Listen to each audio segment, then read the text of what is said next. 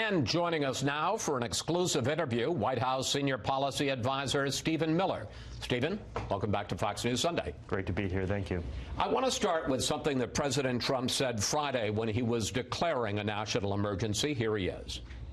I could do the wall over a longer period of time. I didn't need to do this, but I'd rather do it much faster. I didn't need to do this. How does that justify a national emergency?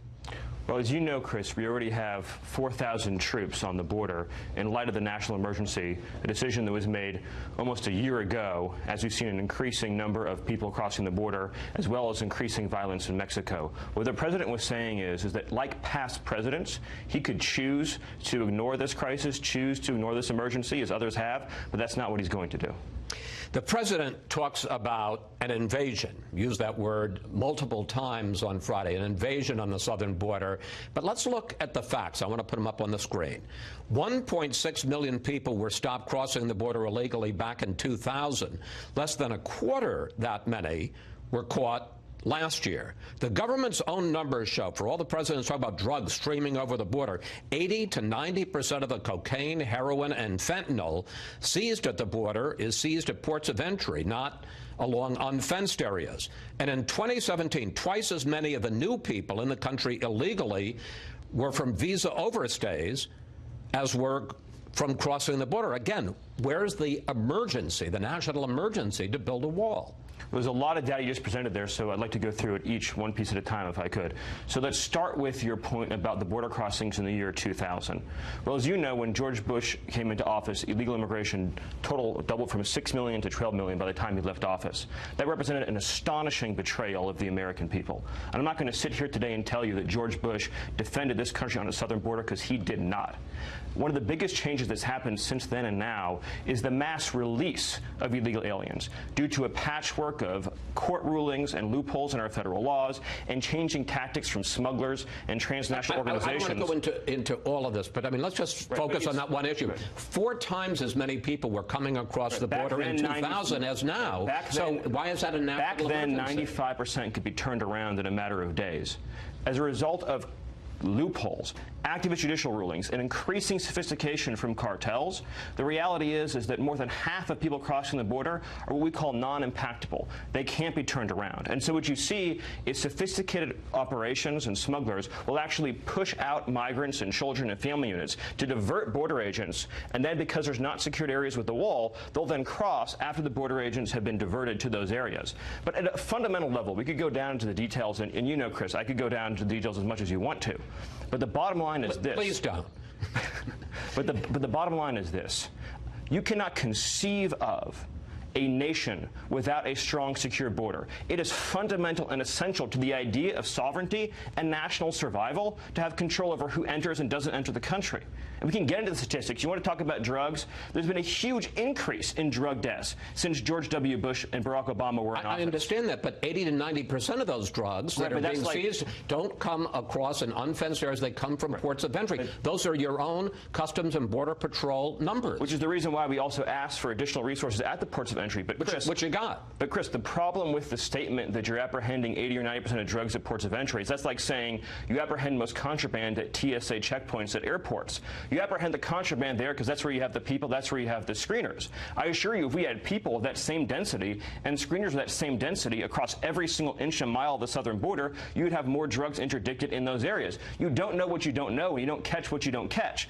But as a matter of national security, you cannot have uncontrolled, unsecured areas of the border where people can pour in undetected. Okay. And I would, one more point. I guarantee you this. If Donald Trump had said he's invoking the National Emergency Military Construction Authority to build a security perimeter in Iraq or Afghanistan or around a military installation in Syria, there would not have been one word of objection from Congress. This is defending our own country.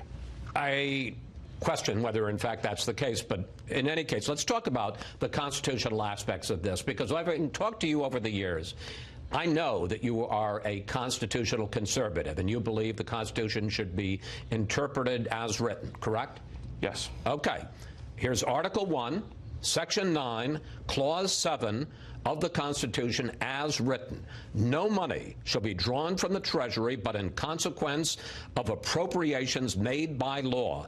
Isn't what President Trump wants to do a clear violation of what the founders, of what James Madison talked about as giving Congress the power of the purse? No, because Congress in 1976 passed the National Emergencies Act and gave the president the authority, as a result of that, to invoke a national emergency in many different circumstances, but among them for the use of military construction funds. And that was the point I was making earlier, is that if the president were to say we're going to use military construction funds to, say, increase the perimeter around a base in Bagram, around a base in Syria, nobody would even say anything about it. We have 4,000 troops on the border right now, and as a result of that mission, they need to secure those areas where they're patrolling. But let's talk about national emergencies. National emergencies have been declared 59 times since 1976, when the law was passed, the National Emergencies Act.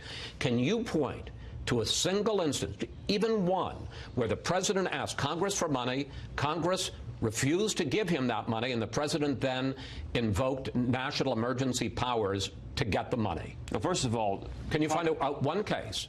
I think what you're missing, Chris, is that the national emergencies don't all have the same authorities and the same justifications. I understand that, but there have been 59. Can you find one case like that? This authority specifically refers to the use of military construction funds.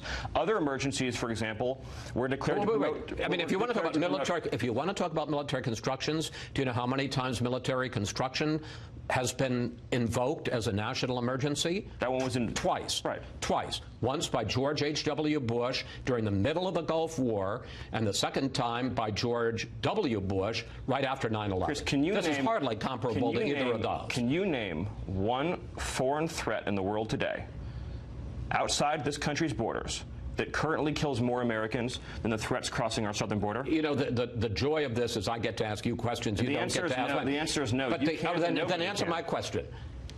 Can you name one case where a president has asked Congress for money, Congress has refused, and the president has then invoked national powers to get the money anyway? Well, this current situation... Just yes or no, sir. The current situation pertains specifically to the military construction authority. I'm just asking, has there been a single case where Congress asked for money for military construction, Congress said no, and The meaning of the statute, Chris, is clear on its own terms. If you don't like the statute, or members of Congress don't like the statute... Would you agree the answer is no? There hasn't been a single case like this. But the premise of your question is also false, because Congress has appropriated money for construction of border barriers consistently. This is part of a national security mission. But it has never done this under a national emergency where President...